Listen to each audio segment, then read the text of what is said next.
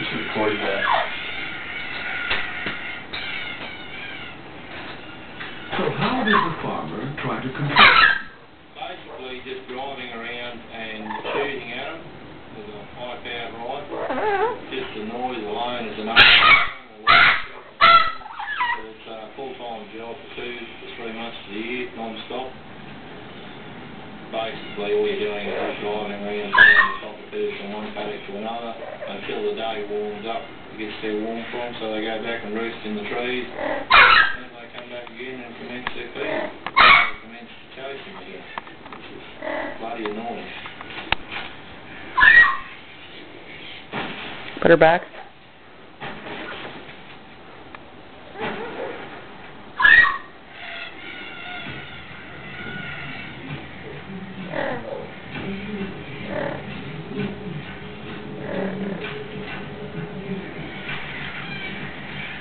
Farther south, in the wheat country, it's a different cockatoo, but it's the same story. In small doses, little corellas are a delightful and entertaining bird.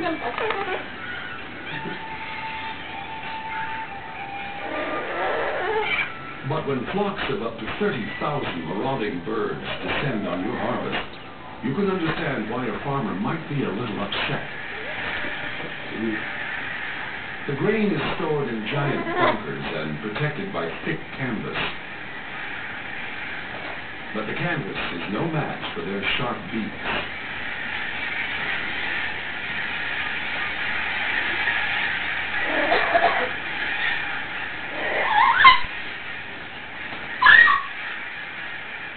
And having feasted on the main course, it's off to the nearest vineyard for a little dessert.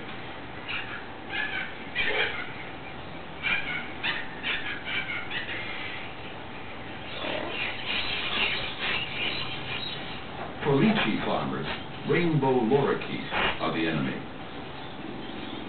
The farmers spend every daylight hour patrolling their orchard to keep the birds at bay.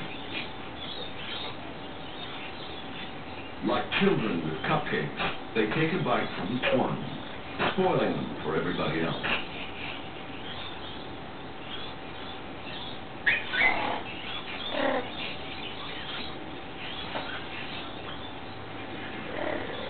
For the farmer, it's a race to see who gets to the ripest fruit first.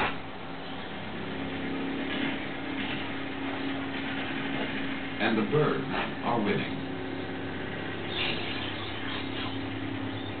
But not all farmers are at war with parrots. A Queensland cattle station has become an unlikely refuge for a rare turquoise beauty, the golden-shouldered parrot.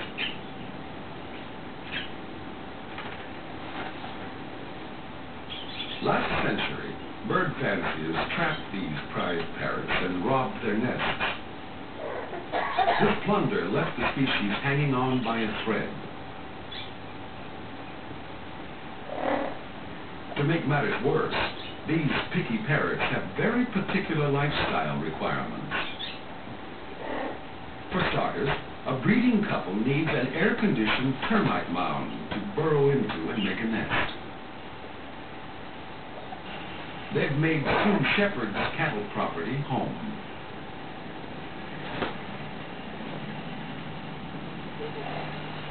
And every breeding season for 30 years, she's been riding hundreds of miles, checking every mound for chicks.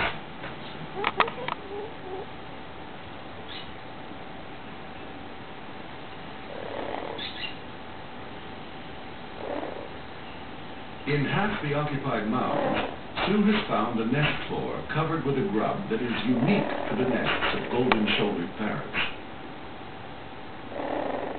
The grub belongs to a moth that synchronizes the hatching of her babies with that of the chicks.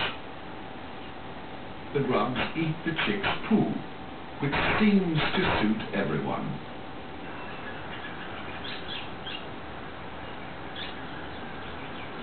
Meanwhile, the chicks' parents go out looking for food together. When they return, Dad flies to the mound to check that all is safe.